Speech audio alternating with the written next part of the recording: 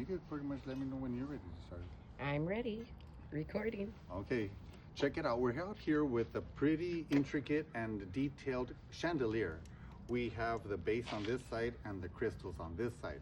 What makes this chandelier a little unique is we are wiring it up. Obviously you can see with Edison bases right here for electricity. But this originally started over 100 years ago as a gas-powered chandelier. Some of the clues are right in here. And if you come and take a real close look, you're gonna see that that little indentation is beveled. Come take a real close look. Way in here, look inside there. What we're gonna do is gonna get this drill and drill it out. Make it a little bit bigger so that our wire can go through it. And then we'll be able to use it. But this was originally used in Europe for gas. Another little indicator is this valve right here. This would be your on and off valve to give more or less gas. Pretty unique. Next up, coming up next. Coming right back to our repair and cleaning of an, I would call it antique chandelier.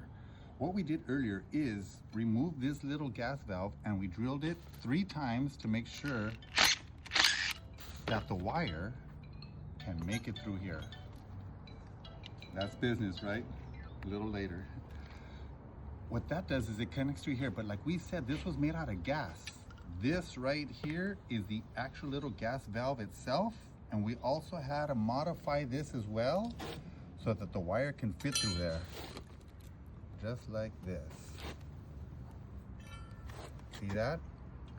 So this valve sits right on top of this little housing right there. This is going to get connected back to here, just like this. And then the rose petal base, or where the LED light is going to go, is going to hang right here. It's going to be something similar to this. So that's the next step of our little repair for this gas powered, now converted to electrical chandelier. Ready? Ready.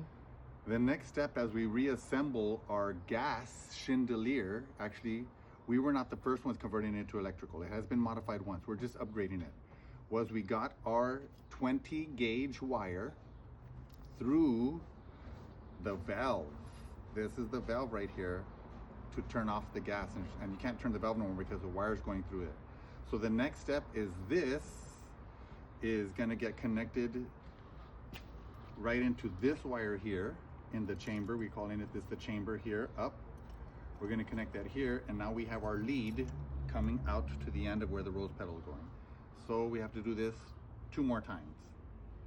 This is our first repair that we've done. This is our lead. It's gonna get connected to this one right here, which is going up the chamber to give us our switch.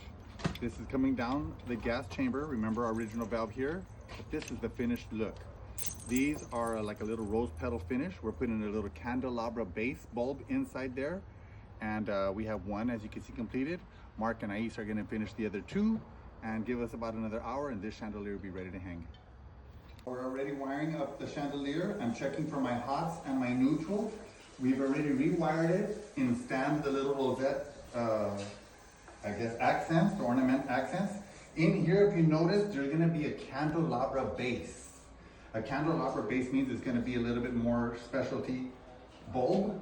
And then it's gonna have 3 Edison base bulbs for the task lighting to light up the stairs. So there's 3 Edison base and 3 candelabra base. And what I'm doing right now is I'm making sure by feeling the wires that I feel the one that has a smooth side and a bumpy side, so I could get my neutrals and my hots together. And then as soon as they do that, we'll put in some bulbs, turn on the switch, and this thing will light right up.